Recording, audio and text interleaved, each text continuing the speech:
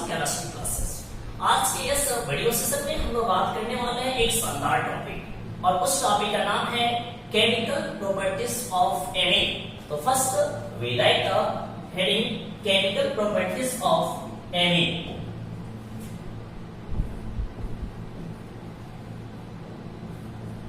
Chemical properties of amines. Chemical properties of amines में सबसे पहला यदि हम टॉपिक बात करते हैं तो बेसिक नेचर। एमीन के हम लोग बेसिक नेचर की बात करेंगे, ठीक है। एक जो मैं सिंपल कंसेप्ट के आधार पर बात करूं तो सबसे पहले देख लेता हूं थोड़ा सा अमोनिया के बारे में। अमोनिया भी एक बेस है। अब इसके पास तो हम लोग जानते हैं, बहुत सारे बच्चे ऐसे सोचते हैं कि सर बेस तो क्या होता है कि वाटर में डिसॉल्व करता है, OH माइनस आयन देता है। तो बाबू मेरे यह वाला जो कंसेप्ट है इस पे लागू नहीं होता है। ए आर्हेनियस बेस नहीं है, ए आपका लेविस बेस है। और लेविस बेस का कंसेप्ट क्या बोलता है?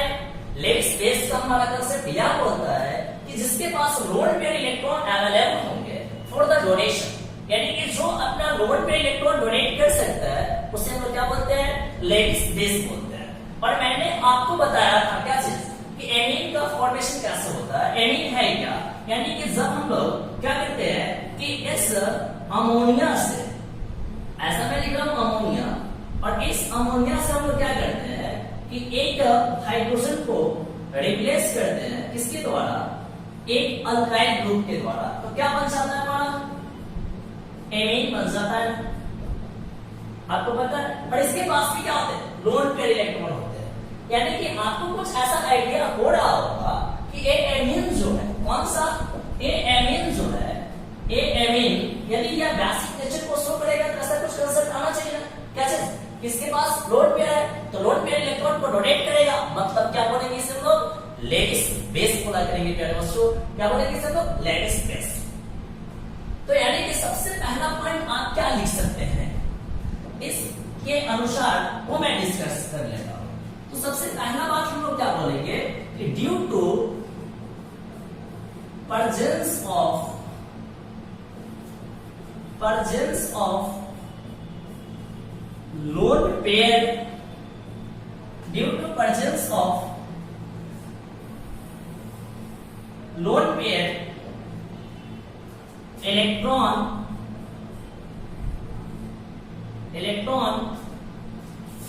it acts as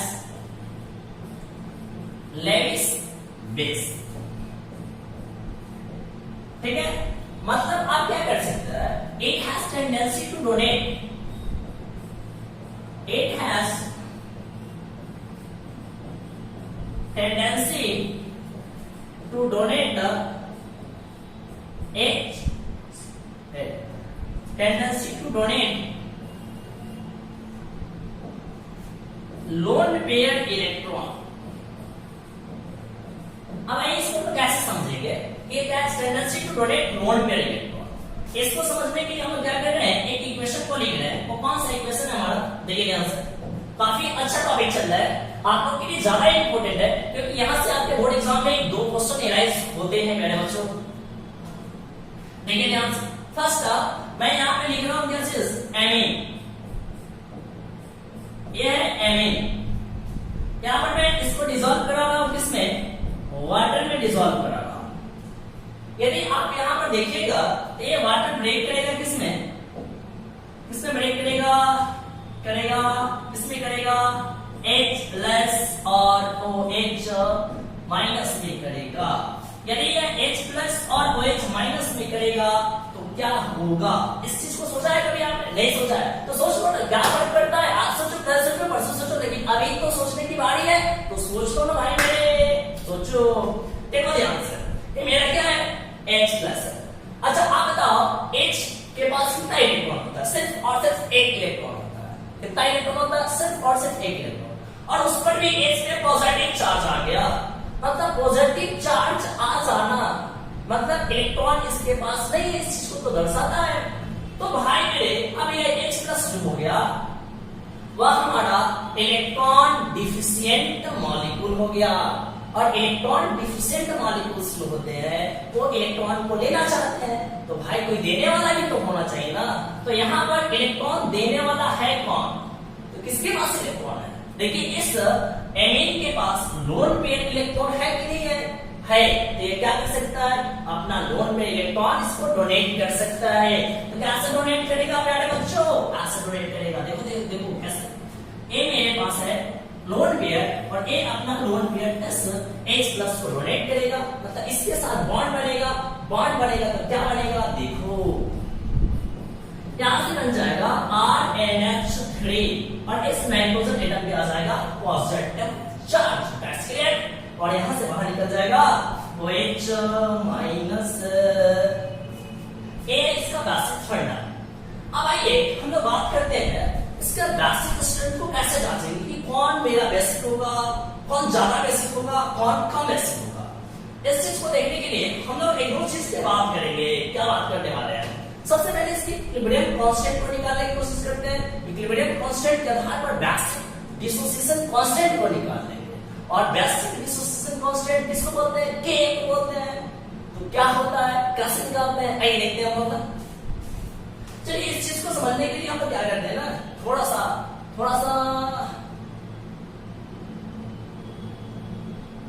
यहाँ पे इसे मैं क्या करूं, रख देता हूं।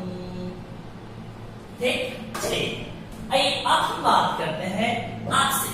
क्या बात करना है बच्चों? क्या बात करना है? कुछ तो सर करना है ना? हाँ तो करना है, तो चलिए ना करने के लिए मैं रेडी हूं। यहां से मुझे एक इक्वेशन जो मिला है, कौन सा इक्वेशन? RNH2 plus H2O। यहां से जो इक्वेशन मिला हमें RNH3 पॉजिटिव और OH माइनस, ऐसा। अब यहां से कि हमें क्या लिखना हो? इक्विलिब्रियम कांस्टेंट लिखना।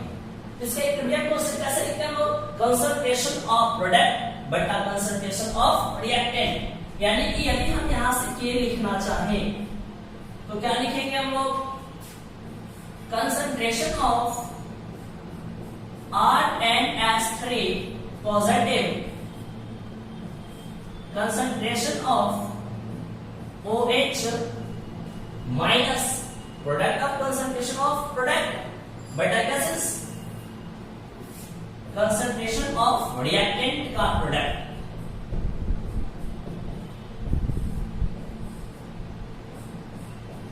ऐसा। अब आप लोग जानते हैं यदि मैं इस इक्विलिब्रियम कांस्टेंट में क्या करूं? कंसंट्रेशन ऑफ H2O से मल्टीप्लाई कर दूं तो क्या आएगा? ऐसा कुछ RNH3 पॉजिटिव और OH minus Y RNH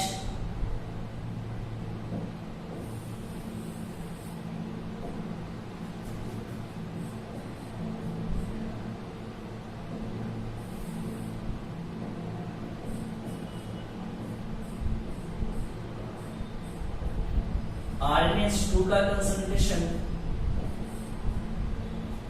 into H2O का, H2O तो इधर आ गया ना, H2O इधर आ गया। ठीक है, अब देखिए यहां से मैंने क्या आपको बताया अभी मैंने जो चीज बताया उसमें मैंने ये नहीं बोला कि इस चीज को हम लोग क्या बोला करते हैं? Basic dissociation constant. इसे हम लोग क्या बोलेंगे? Basic dissociation constant. एसिड के केस में हम लोग बोला करते थे एसिडिक डिसोसिएशन कांस्टेंट, लेकिन बेस के केस में हम लोग क्या बोलेंगे? Basic dissociation constant. और इसे हम लोग रिप्रेजेंट करते हैं किसके द्वारा? केबी के द्वारा। किसके द्वारा रिप्रेजेंट करेंगे? केबी के द्वारा रिप्रेजेंट करेंगे। अब मैं एक और काफी ज्यादा इंटरेस्टिंग बात करने वाला हूं। क्या बात करने वाला हूं? पहले हम थोड़ा सा इसको स्क्रॉल अप कर लेते हैं।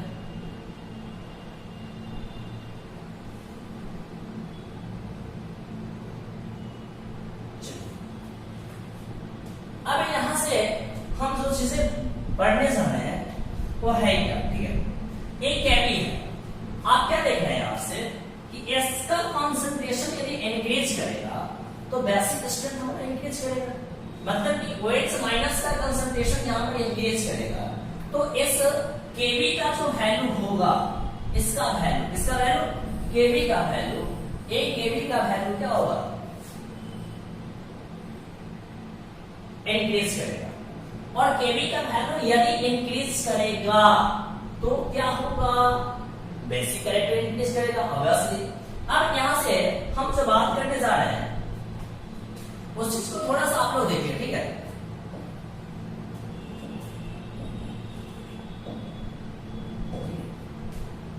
केवी यहां से बेसिक स्ट्रेंथ जो होता है, बेसिक स्ट्रेंथ वह डायरेक्टली प्रोपोर्शनल टू होता है value of KV, directly proportional to होता है कैसे, वैल्यू ऑफ केवी। यानी कि आपने यहां से क्या समझा कि ग्रेटर द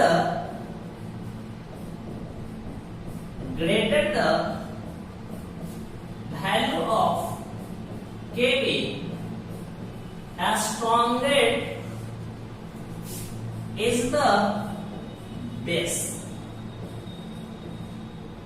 क्लियर। यानी कि केवी का वैल्यू यदि इंक्रीज करेगा तो बेसिक स्ट्रेंथ भी इंक्रीज करेगा, क्लियर। यहां पर मैंने जो एक पॉइंट लिखा, ये जो पॉइंट, इस पॉइंट को आप लोग ना याद रखिएगा प्यारे बच्चों, क्योंकि ये पॉइंट भी आपके लिए काफी ज्यादा इंपॉर्टेंट है।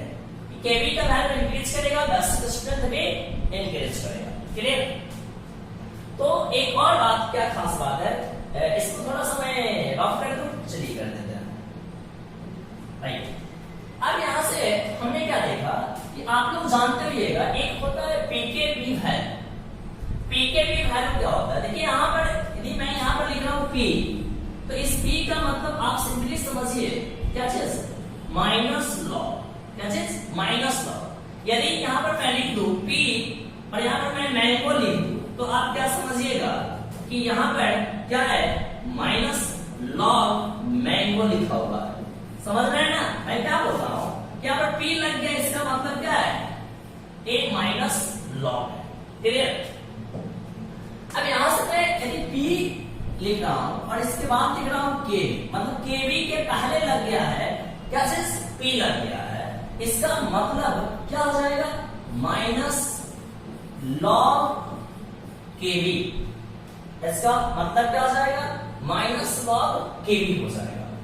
अब इस माइनस लॉग केवी में यदि हम लोग बात करें तो आप लोग शायद जानते होइएगा, ये बात काफी ज्यादा प्रचलित है, आप लोग पढ़े होंगे निश्चित रूप से, कि बेसिक स्ट्रेंथ जो होता है,